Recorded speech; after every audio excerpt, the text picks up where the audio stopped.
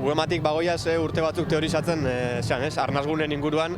Uste dugu arnasguneen garrantzia azpimarratzea beharrezkoa dela bai arnasgunetako biztanleentzako, bai eta Euskal Herriko hizkuntz komunitate guztiantzako bai, eta kanpaina hau hortara etorri da, ez? Bi fase ezberdin eduki ditu, lehenengo ontxe bukatzen gabiz, eta lehenengo helburu izango litzake arnasgunetako euskaldunak ahalduntzea eta azpimarratzea ze inportantzia dauken hizkuntz komunitate osoantzako. Hori batetik, eta bigarren fase honekin, kartzela webserie honen bitartez, asmo izango litzake Euskal Herriko hizkuntz komunitate osoai dei egitea eta hori kontziente izatea arnasguneek eure dauken garrantzia. Naturan aipatzen dugun bezala Amazonaz biriki badala zehantzako, munduantzako, halako arnasguneak euskerantzako birika badela.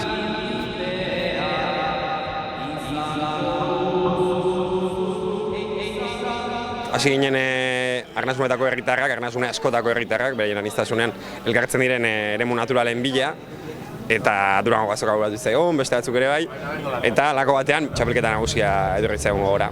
Eta bertatik tiraka, txapelketa nagusian arnasgune ezberdinetako pertsona batzuk harrapatuta gelditzen zirela pentsatu genuen, eta horra gontzitekela historio bat, eta gero ari hoiei tiraka eta pixka bat kanpainak landu zituen eduki batzuk kontuan hartuz, osatu dugu historio bat, misteriozkoa, bertan harrapatuta zergatik dauden eta nola aterako diren galderei erantzungo diena kapituluz kapitulo, eta hori da kartzela.